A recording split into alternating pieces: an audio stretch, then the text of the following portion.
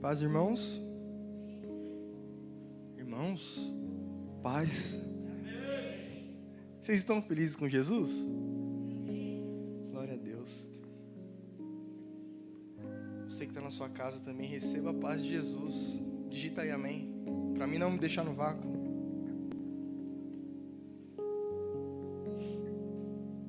Você que trouxe sua Bíblia, Mateus capítulo de número 6.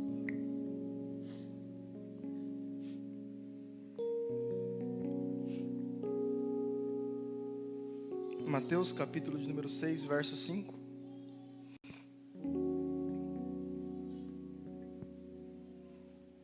E quando orades, não sereis como os hipócritas, porque gostam de orar em pé, nas sinagogas e nos cantos das praças, para serem vistos dos homens. Em verdade vos digo que eles já receberam a recompensa. Tu, porém, quando orares, entra no teu quarto, fecha a tua porta. Orarás a teu pai que está em secreto, e teu pai que vem em secreto te recompensará. E orando, não useis de vãs repetições, como os gentios, porque presumem que pelo seu muito falar serão ouvidos. Não vos assemelheis, pois a eles, não vos assemelheis a eles, porque Deus, o vosso Pai, sabe o que tem de necessidade antes que lhe peçais.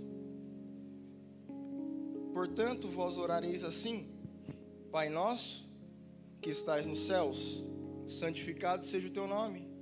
Venha o teu reino, faça a tua vontade assim na terra como no céu. O pão nosso de cada dia nos dai hoje, e perdoa-nos as nossas dívidas, assim como nós temos perdoado aos nossos devedores, e não nos deixes cair em tentação, mas livra-nos do mal, pois teu é o reino, o poder, a glória para sempre. Vocês podem dizer amém? Quem aqui conhece a oração do Pai Nosso? Acho que todo mundo, né? É uma oração universal.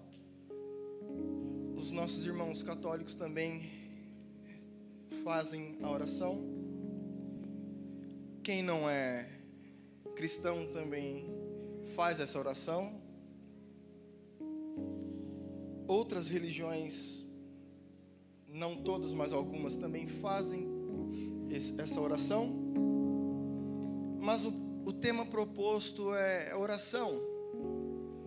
Quando o pastor entrou em contato comigo, ele avisou sobre o tema, falou a proposta, e eu mergulhei para transmitir, não somente para transmitir, mas para aprender. É claro que é um tema que eu acredito que seja o pilar da vida cristã, um dos pilares é a oração, é aquilo que nós exercemos e temos que exercer. Mas, porém, entretanto, nós muitas vezes fazemos de forma errada. De maneira alguma eu quero mostrar para você o caminho da oração, mas eu quero te levar a quem de fato ensina. E essa noite eu quero falar um pouco para você sobre isso. O que é oração?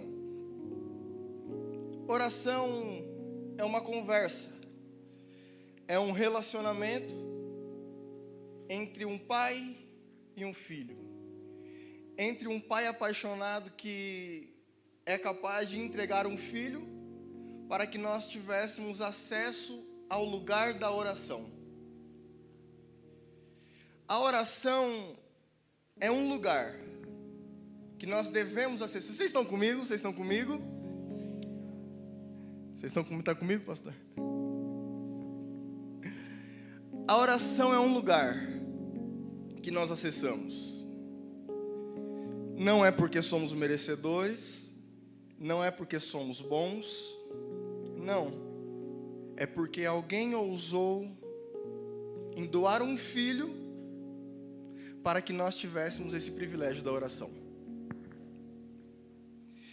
Na oração, Deus não é mudado. mas o mudado sou eu. A oração não é um ambiente onde eu mudo aquilo que Deus é,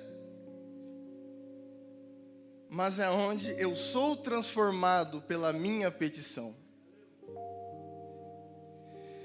Não sou eu que tenho que esperar resposta de Deus, mas sou eu que respondo a Deus.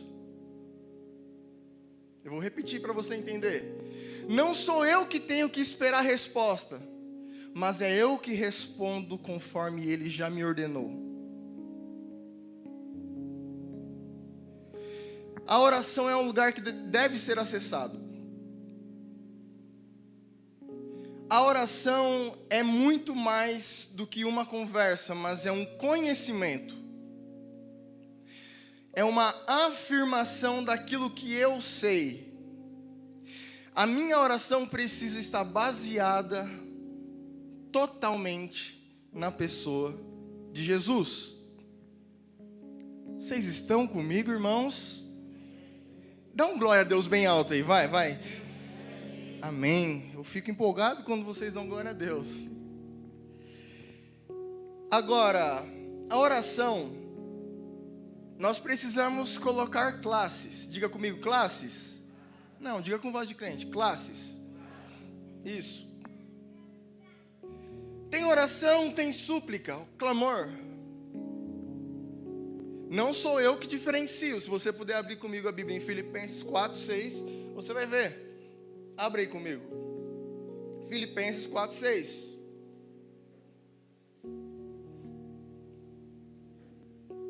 Não estejais inquietos por coisa alguma, antes as vossas petições sejam em tudo conhecidas diante de Deus, pela oração e... Então vamos lá, oração é diferente de súplica. Na oração eu afirmo pela palavra. A súplica eu comunico aquilo que aos meus olhos é impossível.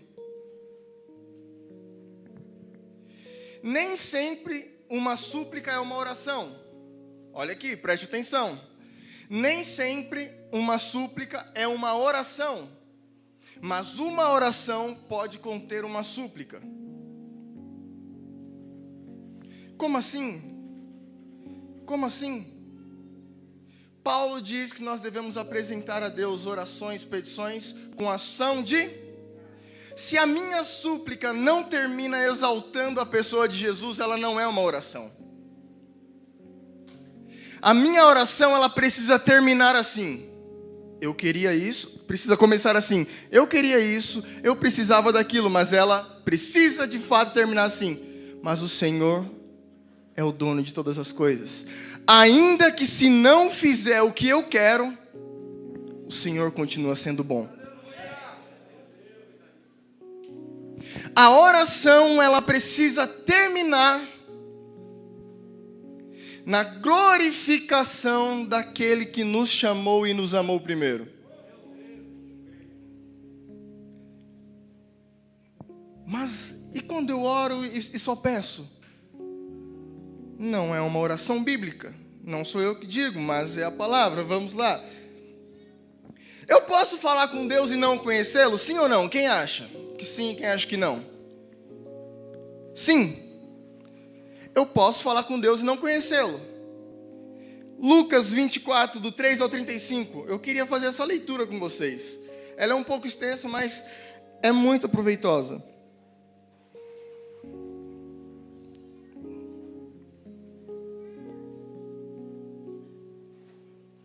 Lucas.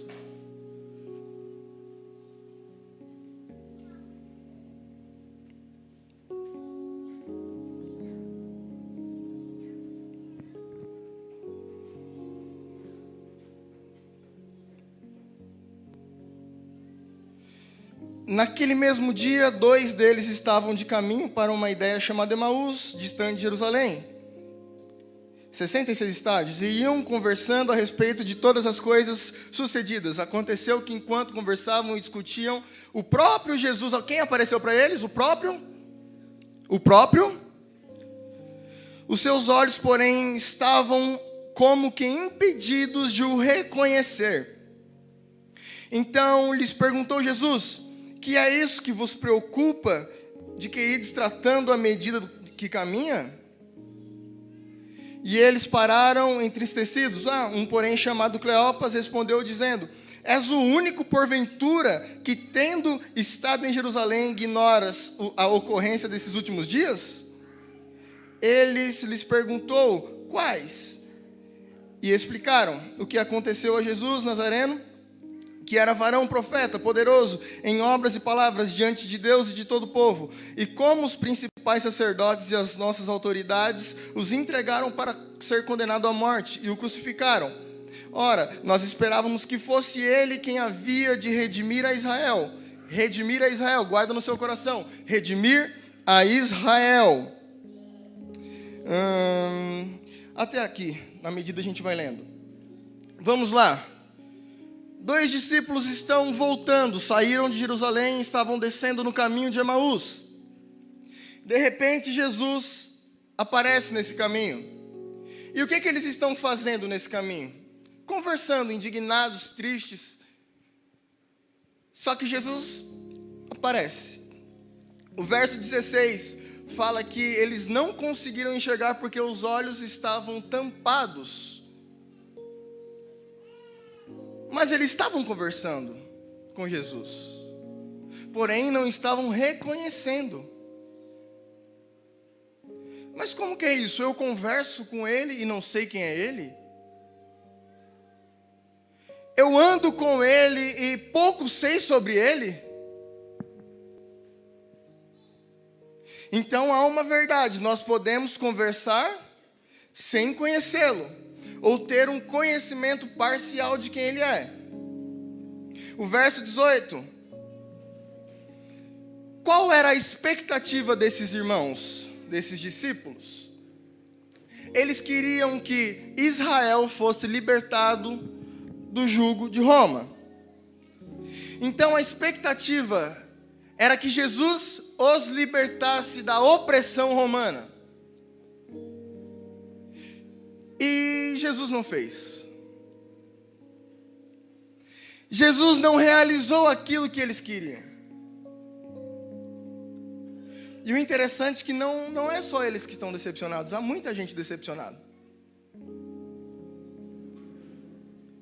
Há muita gente naquele contexto sai decepcionado porque Jesus não fez o que eles queriam que fizesse. Preste atenção aqui. A oração, ela precisa ser apontada, direcionada para a pessoa de Cristo. Toda vez que nós colocamos uma expectativa naquilo que Jesus não é, nos frustramos. Sempre. O desejo deles era: vamos ser livres. Agora vai ficar tudo bem, ele vai libertar, mas não é isso. Não é isso que Jesus veio fazer.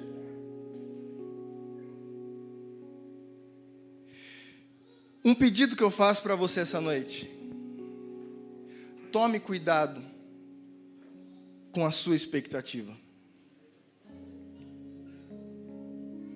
Vocês estão comigo? No verso 21 ele diz que eles achavam que seriam libertos. Mas e aí, qual é a sua expectativa a respeito de Jesus? Eu faço essa pergunta para você. E aí, o que você acha que Jesus veio fazer? Jesus veio te dar uma casa? Jesus veio te dar um emprego? Jesus veio te dar uma formação? Jesus veio te dar uma família? Jesus veio... Eu acredito que isso seja consequência daquilo que Jesus veio fazer, mas não é primordialmente aquilo que ele veio fazer. Mas a partir do momento na qual eu chego dentro de do movimento da oração, do lugar da oração, e eu gasto minha vida pedindo coisas, sabe o que vai acontecer? Fala assim, por quê? Fala o quê? quando você receber, você vai pedir outra coisa. Você nunca vai ser saciado pelo seu desejo. Você nunca vai ser saciado por algo. Nós precisamos entender que aquilo que Jesus veio fazer é muito mais aquilo que nós queremos. Vocês acreditam nisso? Verso 24. Vamos lá, põe para mim. Verso de número 24. Alguns dos nossos companheiros foram ao sepulcro e encontraram tudo exatamente como as mulheres tinham dito, mas não viram. Mais um. E eles lhe disse: como vocês custam entender e como demoram a crer em tudo que os profetas falaram? Vamos lá. Aqui eles ouviram que Jesus tinha ressuscitado. Amém? Vocês estão comigo? Amém. Porém, eles saem mesmo assim de Jerusalém. Sabe o que eu entendo com esse texto aqui? É como se eles estivessem dizendo assim: ele ressuscitou. Eu até acredito que ele ressuscitou. Eu até acredito que ele não está mais entre os mortos. Eu até acredito. Mas o meu desejo é maior do que isso. A minha expectativa no que eu queria receber é maior daquilo que Deus quer me dar. Então, quando eu não recebo a minha expectativa, quando a minha expectativa não é atendida, eu fico frustrado e saio. Ah, mas Deus, eu queria que fosse dessa forma, eu queria mais. Deus está te dizendo: coloca a sua expectativa em mim, porque eu jamais vou te decepcionar. Agora, quando eles sentam à mesa com Jesus, o pão é partido, repartido, eles reconhecem. Só que coloca no verso 35 para mim. Olha que interessante. Vocês estão comigo? Vamos lá? Então os dois contaram o que tinha acontecido no caminho e como Jesus foram reconhecidos por eles quando partia o pão. Há uma linha que acredita que quando Jesus repartiu o pão entre eles, viram as marcas. Eu até acredito que eles possam ter visto. Mas o que eles lembraram? Do partir do pão.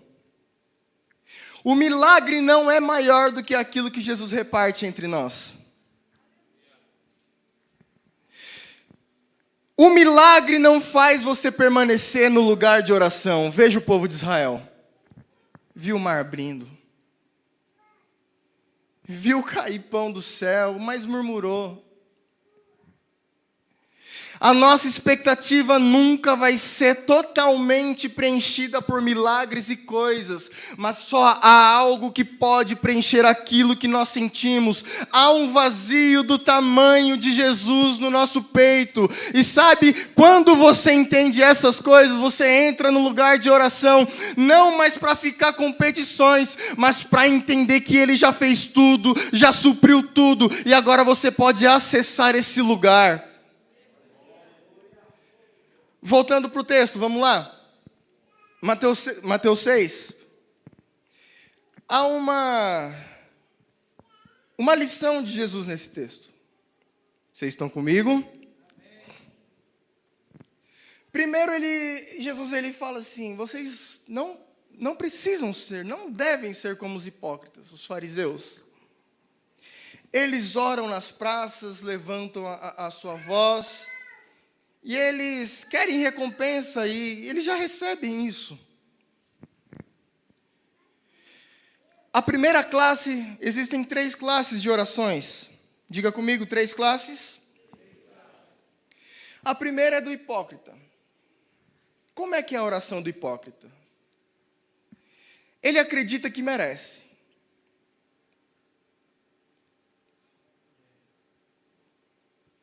Ele acredita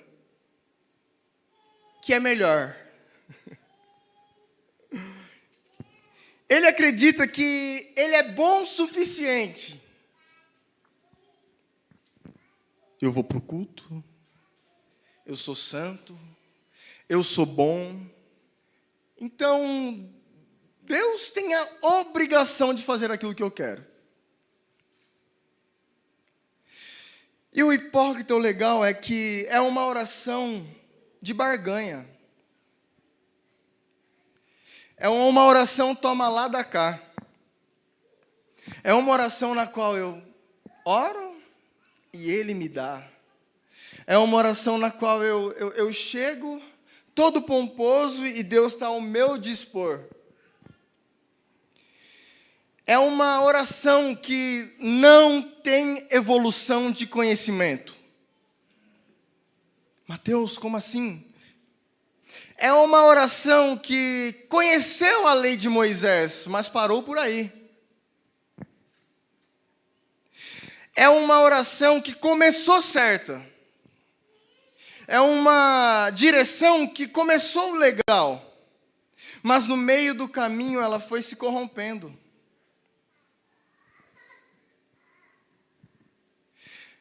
Eu até comecei bem orando, mas no meio da oração, eu achei que fosse merecedor demais. Eu oro 3 horas por dia, então eu mereço receber mais do que quem ora 1 hora por dia. Eu conheço mais a Bíblia, então eu mereço que quem conhece menos. É uma oração baseada no que eu mereço. 2 Pedro 3,18. 2 Pedro 3,18. Abre comigo. Tem 2 Pedro aí na Bíblia de vocês?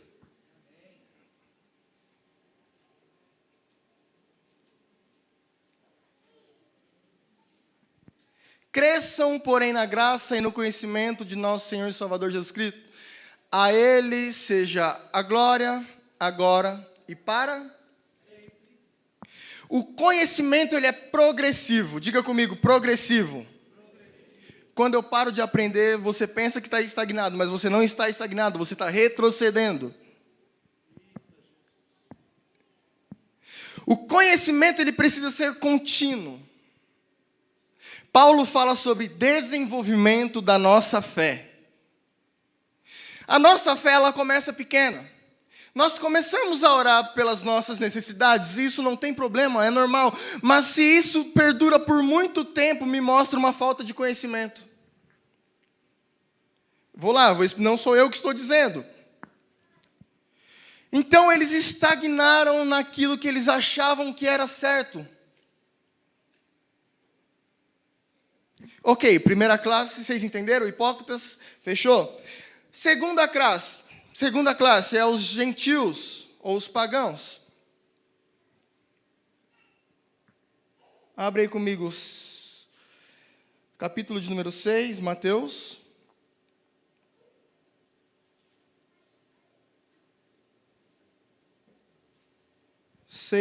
Verso...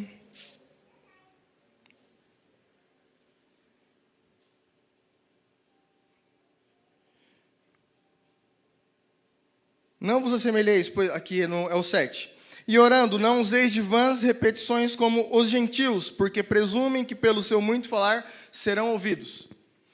Os hipócritas é o seguinte, eles entendem que merecem. Eles estão achando que estão com tudo, estão achando que estão da hora, estão bem, estão bacana, estão... Aí vem os gentios. Vamos lá, oração do hipócrita sobre merecimento. Agora, a oração dos gentios é intuitiva. Diga comigo, intuitiva. Não, diga com voz de crente. Intuitiva. O que seria uma oração intuitiva? Ela é uma oração baseada e fundamentada naquilo que eu preciso. Deus, eu preciso de alimento todo dia, então... Eles ficavam repetindo isso. Eu preciso. Eu preciso disso. Então eles ficavam repetindo. E aí Jesus vem e diz, gente, não é por repetir. O Pai já conhece tudo aquilo que vocês precisam. O Pai já sabe todas as suas necessidades.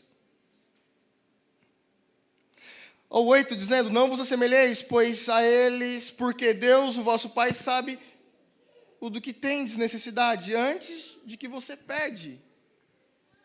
Então, a primeira classe, eu acho que mereço.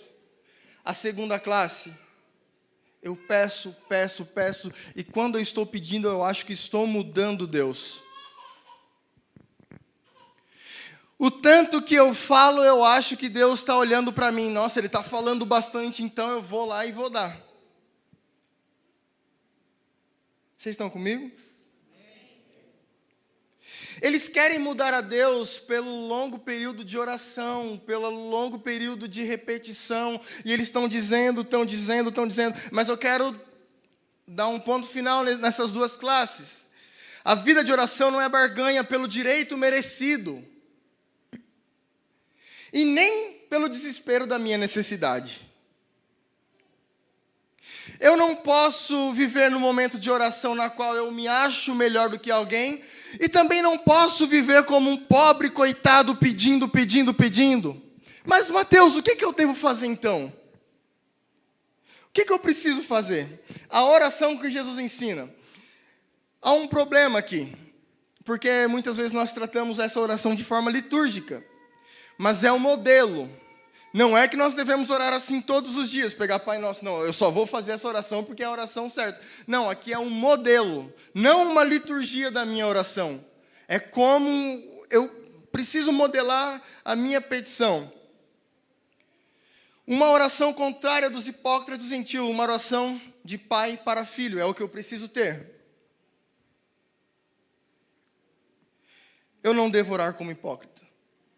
Eu não devo orar como gentil, como aquele que não conhece. Mas eu devo orar como o quê? Como filho? Diga comigo assim: eu sou filho. O gentil ora como quem precisa. O fariseu ora como quem acha que merece. Mas o filho ora como quem conhece o Pai. Vocês estão comigo? Vou repetir para vocês. O gentil ora como quem precisa. O hipócrita ora como quem merece. E o filho ora como quem conhece o Pai.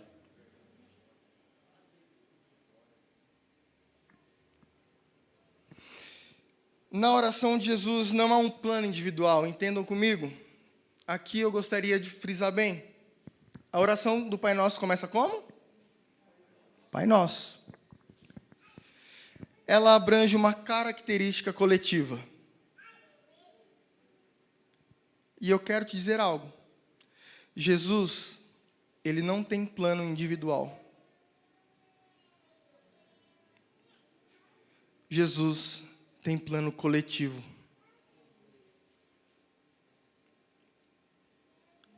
Entenderam? Não é para mim. Não é pai meu. Não é pai, nós temos irmãos. É Pai Nosso. O plano é para nós, não é para mim. O que Jesus é, não é só para mim, é para nós.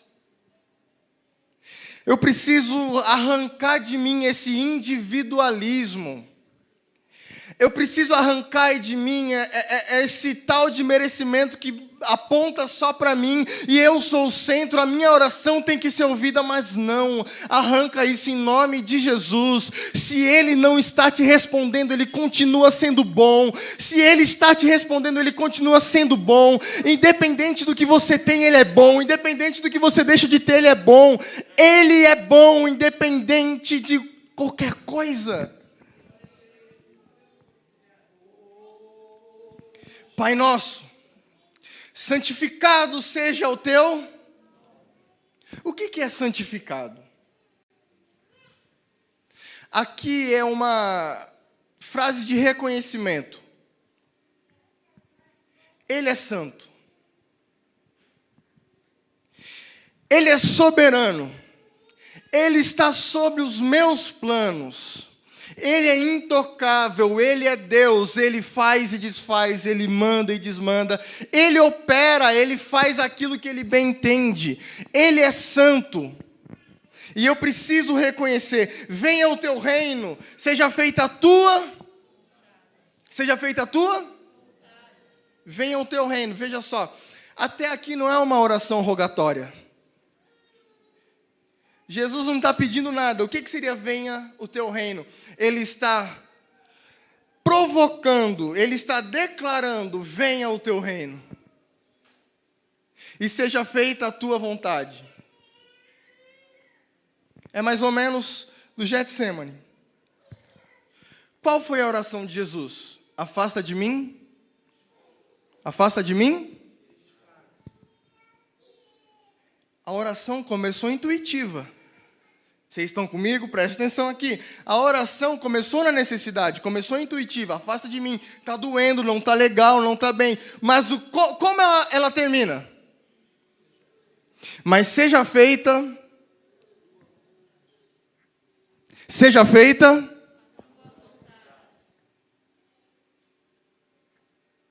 Queridos, nós precisamos entender isso. O Evangelho não é sobre nós. A oração não é sobre nós. Ele precisa ser o centro da nossa oração. Perdoa-nos, perdoa, assim como eu perdoo os meus devedores. Vamos lá, isso aqui não é também uma petição, não é um rogatório. Ele não está pedindo, perdoa-me, Senhor, não. O Senhor pode me perdoar, não. Ele está acessando algo que já foi dado. Ele está tomando o perdão. Ele está acessando o lugar de perdão. E ele termina dizendo, assim como eu também perdoo os meus devedores. É quase uma condição. No final do verso ele vai dizer, nós precisamos perdoar assim como ele perdoa. Quem acha fácil perdoar e levanta a mão? Ninguém, né? Realmente é muito difícil. Mas o perdão, nós devemos acessá-lo. Ele está posto sobre nós. O perdão já está diante de nós. E sabe, não quero trazer um evangelho liberal, mas o perdão ele já está liberado até amanhã pelo pecado que você vai cometer. O perdão já está liberado sobre você, então você precisa acessar esse lugar. Agora, a parte de cair em tentação é bem bacana. Mas antes eu gostaria de falar sobre o pão nosso. O pão nosso de cada dia nos dai hoje. Não é um rogatório. Como assim ele não está pedindo? Não. Eu gostaria de exemplificar. Preste atenção aqui. É como se eu estivesse em uma mesa e o pão estivesse com Jesus. E é como se eu estivesse falando para ele, Senhor, dá o pão. Já está sobre a mesa. Já está liberado sobre mim. Então eu acesso como filho. Eu acesso como aquele que tem herança, como aquele que foi me dado um lugar. Não porque eu mereço, mas também não porque eu repeti, mas porque Ele decidiu dar acesso, dar o lugar. Foi totalmente mérito dele, foi totalmente, exclusivamente mérito dele. Não há mérito meu no nosso diálogo, na nossa oração, no lugar da mesa. Vocês estão comigo?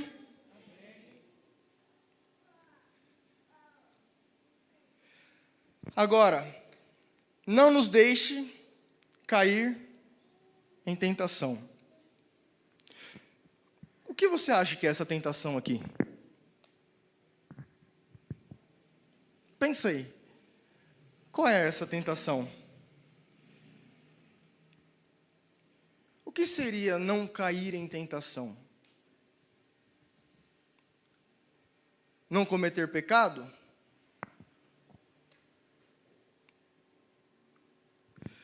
A tentação na qual Jesus está se referindo aqui é: Pai, não me deixe cair na tentação como fariseu. Pai, não me deixe cair na tentação como pagão. Não me deixe cair na tentação que sou merecedor. Não me deixe cair na tentação da repetição diária. Não me deixe cair em tentação achando que eu sou melhor do que alguém. Não me deixe cair na tentação achando que eu vou dizer, eu vou mudar o Senhor por aquilo que eu vou dizer.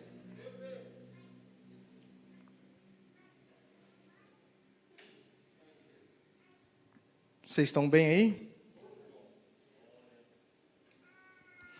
A nossa oração necessariamente ela precisa ser diferente da do hipócrita e diferente da do pagão.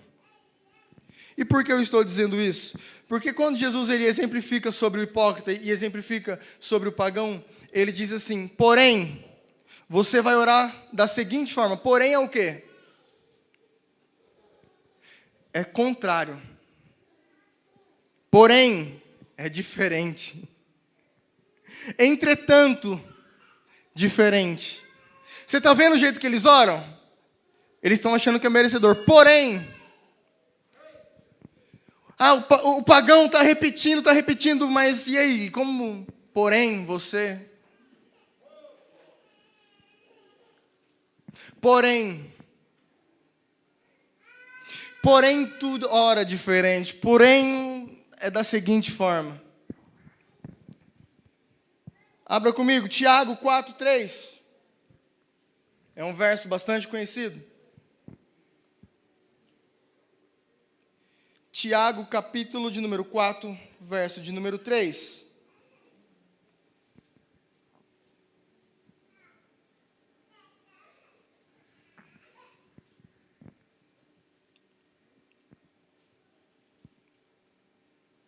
Amém? Colocou aí, Samara?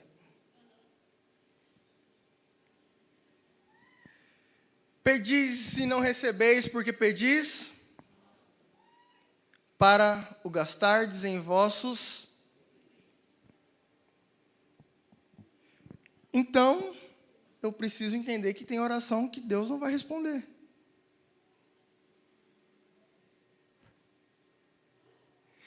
Eu vou ficar 3 horas orando por tal coisa. E aí? Você acha que tu vai mudar Deus? Não vai. Tem a oração boa e tem a oração mal. Tem a oração que é atendida e tem a oração que não é atendida. E aí, mas como eu sei que a minha vai ser atendida ou não? Mateus, você é Deus, você sabe então o que vai ser respondido? Não, mas ali está escrito. Você gasta para o quê? Por que eu disse que Deus não tem plano individual?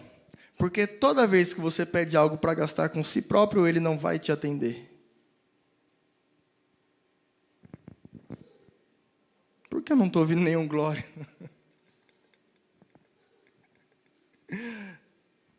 Irmãos, eu quero que nessa noite nós crescemos, sejamos como filhos maduros. A oração de crente maduro, sabe como ela é? Senhor, eu estou sem um emprego. Eu queria sustentar minha família. Eu queria ter condições melhores. Mas eu acredito que aquilo que o Senhor fez na cruz é suficiente para mim. Paulo diz em Filipenses, em tudo, dai. Em tudo dai. Mas como eu dou graça aonde está bagunçado? Eu preciso me tornar um crente maduro. Eu preciso me tornar um crente quando a minha oração não é respondida, eu permaneço no ambiente da oração, pastor. Eu preciso ser um crente que entende que o meu plano não é superior ao plano de Deus. Irmãos, eu sei, eu entendo. Talvez você queria ouvir uma palavra dizendo que Deus vai responder a sua oração. Eu também queria te dizer isso. Eu também queria que fosse assim. Mas se fosse assim, nós estaríamos destruídos. A pior coisa que existe é quando nós somos entregues aos nossos desejos. Nós não temos a capacidade de escolher o que é bom para nós. Eu e você não temos capacidade de escolher o que é bom para nós. As nossas escolhas sempre vão nos levar à ruína.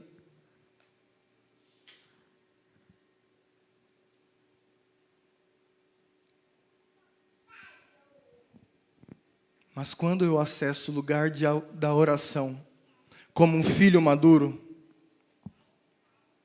eu entendo que mesmo não atendido, eu entendo que mesmo sem uma resposta, mesmo sem eu receber aquilo que eu tanto queria, eu permaneço, porque o caráter de Jesus, ele é imutável.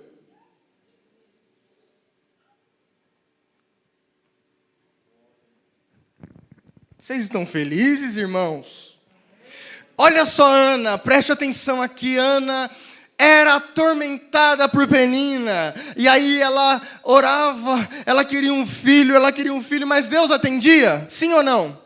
Não! E aí quando ela resolve dizer assim, Deus, ok, vamos lá, eu vou gerar um filho, e quando eu gerar esse filho, o que eu vou fazer? O que ela fez? Entregou a Deus. E o que aconteceu? O filho veio. Quando nós somos movimentados, quando nós somos levados por uma expectativa de irritação, de soberba ou de uma afronta, eu não vou ser atendido, porque eu quero mostrar o que Deus vai me dar para aquele que está na minha frente, mas Deus não quer isso. Deus quer que nós compartilhamos aquilo que nós temos, não que dividimos aquilo que nós recebemos.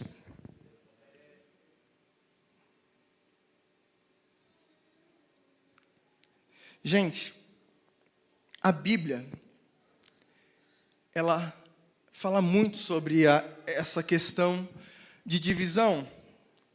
Fala muito acerca de individualismo. E em todas as vezes que ela fala sobre isso, ela condena. Deus, ele é tão bom, Deus, ele é tão... unido entre os três, Pai, Filho e Espírito Santo, que quando Ele cria a humanidade, Ele fala o quê? Façamos. Façamos o homem. Então aqui ele não está dando uma ordem, não é Deus dizendo eu faço, não, parece que há uma conversa entre os três, há um relacionamento. Desde o princípio, Deus, ele quer relacionamento de filho para pai. Deus quer relacionamento de alguém que entende que a vontade dele é boa, perfeita e agradável. Deus, ele coloca o homem no jardim e de repente na viração do dia ele desce para conversar, para ver como é que tá, mas de repente o homem vira as costas para Deus, mas Deus continua fazendo o quê? Descendo no mesmo horário, descendo no mesmo lugar. Sabe o que eu aprendo? Deus, ele não desiste de ter um relacionamento com você, mas ele precisa entender, você precisa entender que você tem que ter maturidade, você precisa entender que Deus é soberano acima de todas as coisas.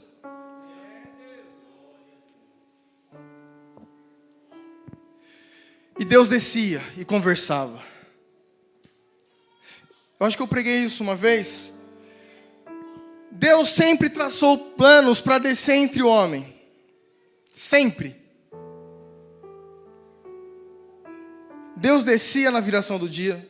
Aí depois Deus vem com o tabernáculo e descia com a tua presença. Aí vem o templo, Deus descia com a tua presença. Até que ele resolve descer pessoalmente para sabe, dar acesso e dizer assim, chega de templo, chega de qualquer coisa, agora eu vou descer, eu vou esvaziar da minha glória, eu vou esvaziar de tudo aquilo que eu tenho, para que você consiga entender que eu quero dialogar, eu quero conversar, eu quero te dar acesso, eu quero que você se torne filho, não hipócrita, não alguém que pede, mas alguém que acessa o que eu já fiz na cruz do Calvário.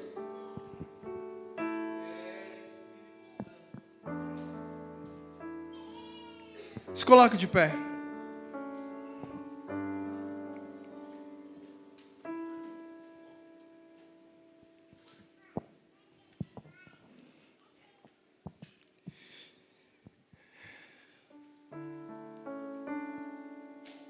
Gente, eu fui muito confrontado hoje. Talvez, eu acho que foi uma das mensagens que eu mais fui confrontado na vida.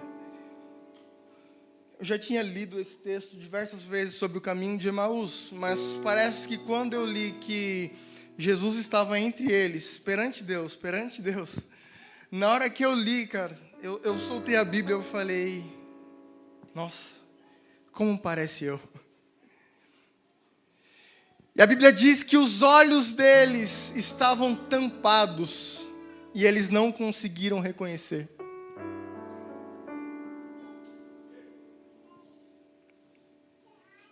Gente,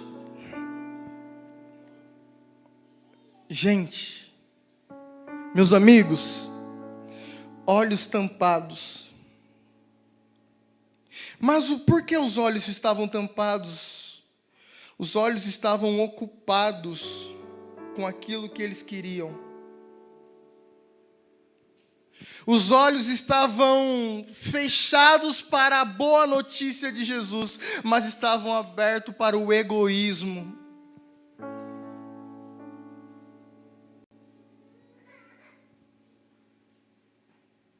Mas eu quero te dizer que no ambiente da oração, as escamas caem dos olhos. No ambiente da oração, como eu disse, não é Deus sendo mudado, mas sou eu sendo transformado após a oração.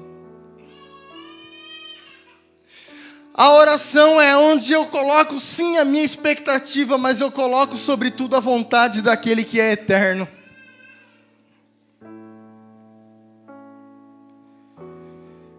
Eu gostaria que você saísse dessa noite, se você perguntasse para Mateus, o que você gostaria que eu gravasse essa noite?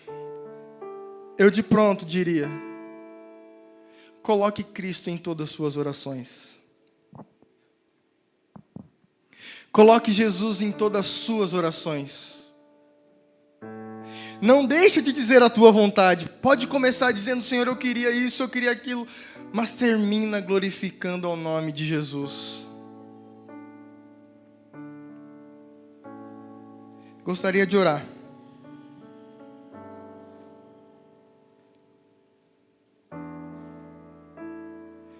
Jesus, o Senhor é bom, Pai.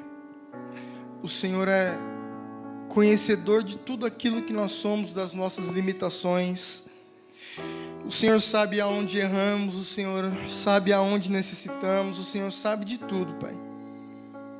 Mas contudo, Jesus, nós queremos glorificar o Teu nome. Nós queremos glorificar a Ti. Nós acreditamos que o Senhor é suficiente sobre nós.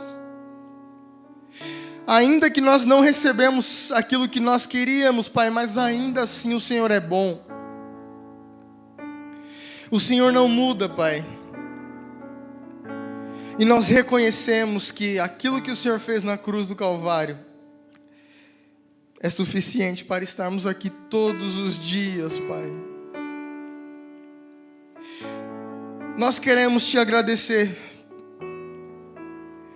pela liberdade de estar aqui. Nós queremos Te agradecer como filhos maduros, Pai, que independente de qualquer coisa, nós Te agradecemos, Pai. Jesus, traga em nós um espírito de maturidade, Pai. como alguém que não reclama, não vive murmurando, não vive reclamando, mas alguém que saiba agradecer por aquilo que o Senhor já fez. Derrama em nós gratidão. Derrama em nós, ó Pai, uma essência de adoração independente de qualquer coisa, Pai. Ajuda-nos, ó Pai, a colocar o Senhor no centro da nossa vida. Ajuda-nos a colocar o Senhor, ó Pai, no lugar mais alto da nossa vida. Independente das frustrações, independente de qualquer coisa, Pai, ajuda-nos a continuar no lugar da oração, permanecendo no lugar da oração, Pai, até que sejamos mudados completamente. Que a nossa oração, Pai, ela seja sincera e baseada em Ti. Cuida de nós, Pai. Que o Senhor venha selar essa palavra. Que o Senhor venha selar, ó Pai, essa mensagem nos nossos corações. E não nos deixe esquecer, ó Pai, que o controle está sobre as Tuas mãos e nada foge dele. E nós Te damos glória, nós Te damos glória, nós Te damos glória para sempre, amém. Amém. Aplauda o Senhor aí.